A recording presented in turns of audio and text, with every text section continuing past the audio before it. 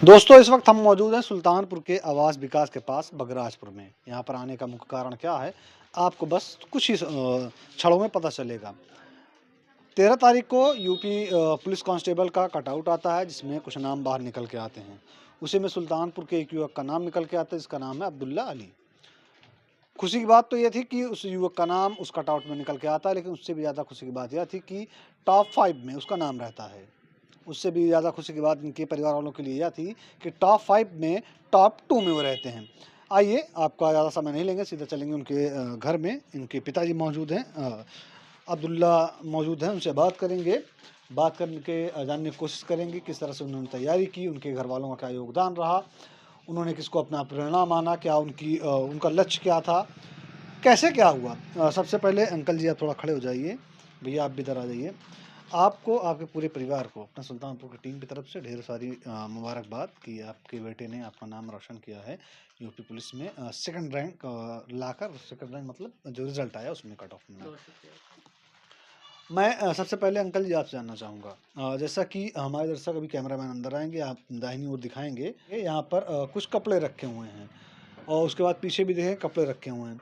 मैं आपसे ये जानना चाहूँगा कि एक पिता के लिए वो क्या मोमेंट रहता है कि जब उसे पता चलता है कि उसका बेटे का सिलेक्शन नौकरी कहीं एक जगह लग गई है और वो जगह पुलिस है। जी, तो बहुत अच्छी बात है, बहुत अच्छा फ़ील महसूस हो रहा है। हम लोग जो है, जो मेहनत करके किए हैं, कम से कम बच्चा मेरा जो है उस लायक बना है और जो है उसका मैं धन्यवाद करना चाहता हूँ योगी सरकार को। और बहुत अच्छा फ़ील हो रहा है। हम लोग बहुत मेहनत किए हैं, दोनों प्राणी पढ़े नहीं हैं, लेकिन जो है बच्चों को शिक्षित करके जो है दोनों बच्चों को हमने पढ़ा के यहाँ तक का मकाम तक पहुँचाया है। और दूसरों को जो भी बच्चे लगे हैं पढ़ने में, उनको भी हम कहना चाहता हूँ कि ऐसे लगे रहें और माता-पिता उनके भी लगे रहें कि कम से कम बच्चा कामयाब हो और इधर-उधर भटके ना। तो अगर मेहनत करेंगे तो पक्का है कि 100% उम्मीद है कि कामयाबी मिलेगी। अच्छा, जिस तरह से प्रेजेंट टाइम में पढ़ाई की स्थिति है, पढ़ाई का माहौल है, पढ़ाई ज़रूरी भी है, लेकिन पढ़ाई इतनी ज़्यादा महंगी होती चली जा रही है कि बच्चों को पढ़ाना बहुत ही मुश्किल होता जा रहा है।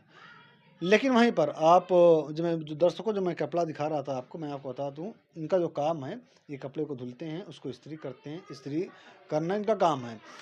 इस काम को करके 2 बच्चों को, जैसा कि जो पता लगा, एक बच्चा आपका टीचर है, दूसरा बच्चा आपका पुलिस में निकाला है।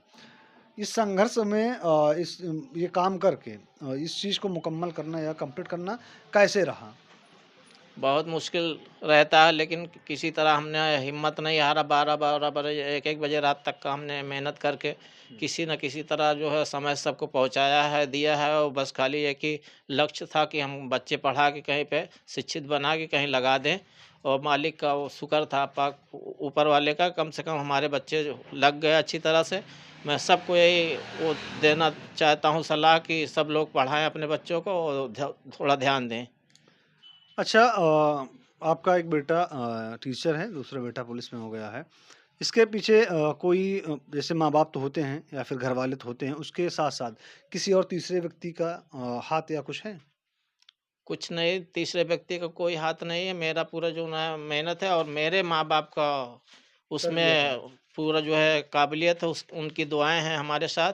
और जिसका जो है परिणाम ये सामने हमारे दोनों बच्चे हैं। हुँ। और हमारे बच्चे दोनों पढ़ के शिक्षित हो गए और पा गए, एक टीचर हो गए, दूसरे पुलिस विभाग में दूसरा स्थान प्राप्त किए हैं उत्तर प्रदेश में पूरा। हम लोगों को पूरा गर्व है, बहुत अच्छी फ़ील महसूस हो रही है। हम लोग बहुत अच्छा सोच रहे हैं कि और आगे बढ़ें और पढ़ें। अच्छा, एक बहुत पुरानी कहावत है जो आम तौर पे सुनने को मिलती है दोस्तों, कि जितनी चादर उतना ही पैर फैलाएँ। तो मेरा इस कहावत को कहने का सेंस ये था, मतलब ये था कि आप मिडल क्लास से भी नीचे तबके के लोग हैं।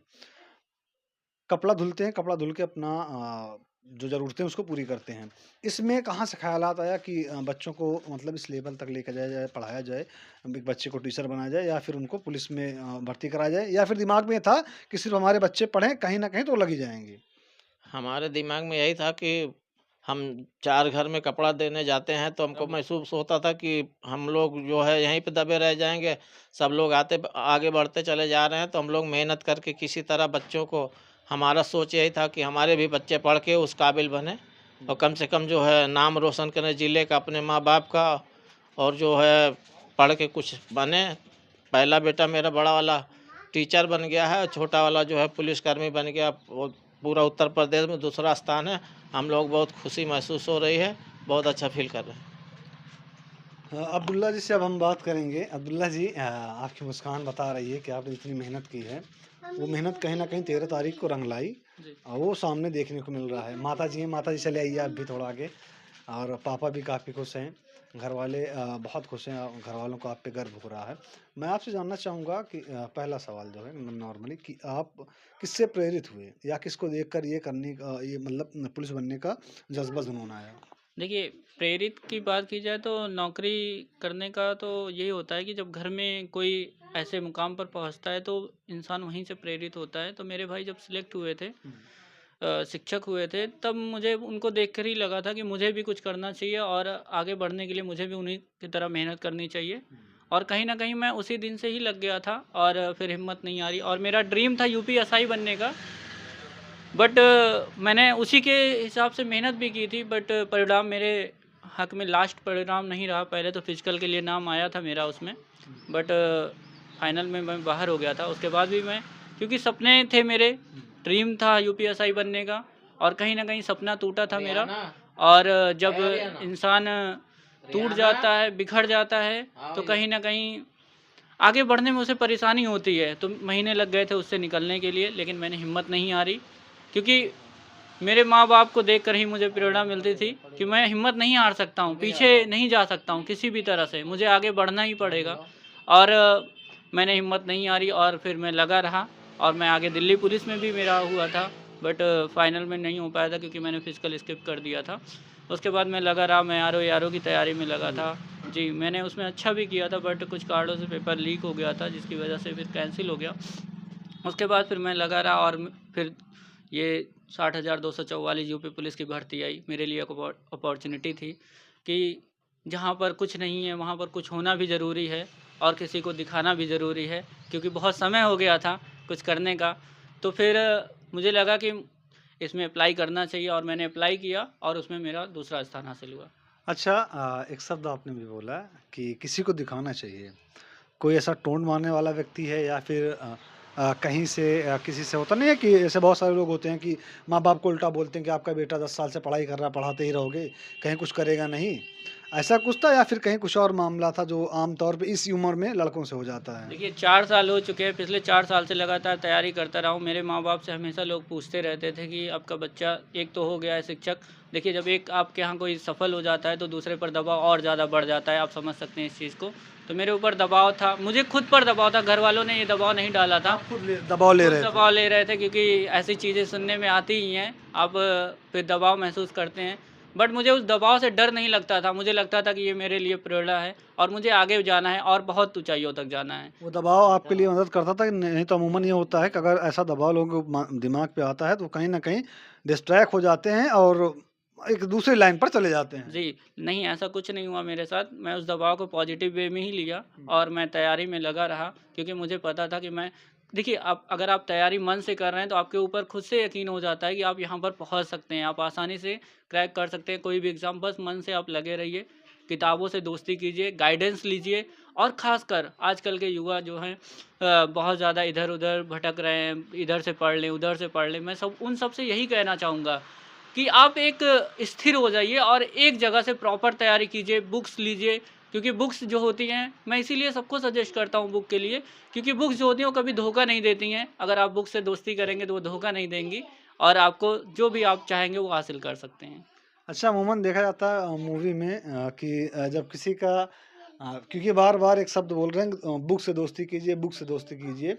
अमूमन फ़िल्मों में देखा जाता है, दर्शकों आप भी बताइए कमेंट करके, देखा जाता है कि बहुत सी सारी मूवियाँ अगर मैं नाम गिनाने बैठूँगा तो नाम गिनाता रहूँगा कि जब किसी आशिक का दिल टूटता है फिर सीधा वो यूपीएससी मतलब आईएएस या आईपीएस बनता है। ऐसा कुछ मामला तो नहीं ऐसा है? कुछ नहीं था, मैंने क्योंकि आप बताया। बार-बार ज़िक्र कर रहे हैं बुक से दोस्ती कीजिए, बुक से दोस्ती वो कीजिए। मैं इसलिए कर रहा हूँ क्योंकि आजकल के युवा ज़्यादा ऑनलाइन प्लेटफ़ॉर्म पर या फिर अदर कोचिंग का सहारा लेना चाहते हैं। देखिए, सिर्फ़ आप गाइडेंस के थ्रू लीजिए, ज़्यादा आप इधर-उधर भटकेंगे, इधर क्लास देख लें, उधर क्लास देख लें, आप एक बार स्थिर डिस्ट्रैक्ट होकर होते रहेंगे हाँ, पूरा। बिल्कुल बहुत ज़्यादा, क्योंकि फ़ोन सबसे ज़्यादा डिस्ट्रैक्शन का कारण है। भले ही आप उसको पॉजिटिव वे में ले सकते हैं, यूज़ कर सकते हैं, बट अगर आप यूट्यूब चैनल खोल रहे हो और देख रहे हो, आप 1 घंटे की वीडियो ज़रूर देखोगे, लेकिन 2 घंटा आप वेस्ट करोगे रील देखने में। जी। इसलिए मैं बोल रहा हूँ बुक से दोस्ती करने के लिए। ऐसा कोई मोटिव नहीं है कि आशिक हूँ या दिल टूटा है, ऐसा कोई नहीं है। क्योंकि मैंने बुक्स से आप अपना प्रॉपर टाइम जिस लिए आप देना चाहते हैं, उसमें आप प्रॉपर टाइम दे पाएँगे और कम टाइम में आप ज़्यादा चीज़ें हासिल कर पाएँगे। आपका फ्रेंड सर्कल कैसा है? कितने लोग हैं जो बेस्ट फ्रेंड हों?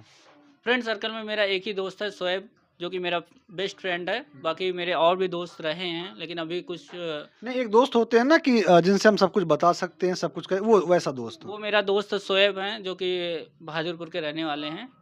वो क्या करते हैं? वो भी तैयारी ही करते अच्छा, वो भी हैं। तैयारी करते जी। हैं। मतलब सेम ही बैच के हैं जी, मतलब सेम ही प्लेटफ़ॉर्म के दोस्त जी, हैं। जी। एक सवाल और था आपसे, आपने जो अपनी पढ़ाई की है, पूरी कंप्लीट पढ़ाई मतलब कहीं बाहर जाके तैयारी की इलाहाबाद, दिल्ली कोटा कहीं जाकर की नॉर्मली सुल्तानपुर से नहीं, की? मैंने तैयारी सुल्तानपुर से ही की है, मैं कहीं गया नहीं। और मुझे लगता है कि कहीं पर भी आप जाएँ, जब तक आप सेल्फ स्टडी नहीं करते हैं, सेल्फ मेहनत नहीं करते हैं, आप ऊँचाइयाँ नहीं छू सकते हैं। आप जो चाहते हैं वो नहीं कर सकते हैं, मंज़िल नहीं पा सकते हैं। तो आपको मंज़िल पानी है, तो आपको उसी तरह से मेहनत करनी पड़ेगी। आप चाहे जहाँ रहें, दिल्ली रहें, इलाहाबाद रहें, करना तो मेरे पढ़ाई ही है। जी, करना वही है। तो आप कहीं पर भी अगर आप माहौल बनाना चाहें तो घर पे भी माहौल बना सकते हैं। और मैं उसके बाद, क्योंकि मेरा फ़िज़िकल बहुत अच्छा नहीं था, जैसे कि मैंने पहले बताया कि दिल्ली पुलिस में मैं फ़िज़िकल स्किप कर दिया था 15 दिन। मैं फ़िज़िकल से बहुत डरता था एक्चुअल में। तो मैंने 2 महीने के लिए फिर फ़िज़िकल देखिए, आप जब स्टडी करते हैं, बुक सुबह से शाम तक बैठे रहते हैं, तो फ़िज़िकल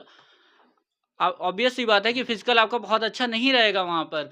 फिर मैंने जो है इसमें भी फ़िज़िकल के लिए मैंने 2 महीने के लिए मैंने इलाहाबाद में physical Prayagraj physical academy Jhalwa, मैंने उसको जॉइन किया। उन्होंने बहुत अच्छे गाइडेंस के साथ मुझे सिखाया और 2 महीने में मेरी रनिंग तैयार करवा दी थी। अच्छा, ये बताइए जैसे आप बता रहे हैं 18 घंटा, 16 घंटा, 14 घंटा आप पढ़ते थे।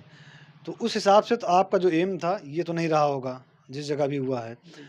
ये जो जब आप ये फ़ॉर्म डाले खुद को चेक करने के लिए डाले थे क्या कि प्रॉपर आपको नीड नहीं, थी? चेक की बात की जाए तो चेक तो मैं चेक ऐसी कोई बात नहीं थी चेक, क्योंकि मैं इससे पहले भी मेरा जेल वार्डन में हुआ था, उसमें मैं फ़िज़िकल से बाहर हुआ था। यूपीएसआई जो है मैं फाइनल से बाहर हुआ हूँ। दिल्ली पुलिस मैंने स्किप किया था। सीटेट क्वालिफ़ाइड हूँ। यूपी ट्रिपल एससी पेट जो होता है उसमें 99.9 परसेंटाइल है। तो ऐसा कोई चेक वाला वो नहीं था, नहीं, क्योंकि होता क्या है ना जब बहुत से ऐसे जो तैयारी करते हैं बच्चों करते क्या है कि जैसे अब आपका एम है, मेरा एम है आईएएस या आईपीएस बनना, लेकिन जो बीच में भर्ती आती रहेंगी, डाल के इसलिए चेक करते हैं, उनको ये पता लगता रहे कि हमारी तैयारी कहाँ से कहाँ तक हो रही है। नहीं, इस वे में मैंने मेरा आपसे एम सवाल जो है किया। वो यूपीपीएससी क्वालिफ़ाई करना है, जो कि एसडीएम बनने तक का मेरा ख्वाब है, क्योंकि मैं उसी के लेवल की भी मैं तैयारी करना स्टार्ट किया था कि और मैं सबको यही कहना चाहूँगा कि अगर आप वहाँ तक जाना चाहते हैं, तो आप बुक से इसीलिए दोस्ती करिए, 6 टू 12 एनसीईआरटी पढ़िए, जो कि बहुत अच्छी है।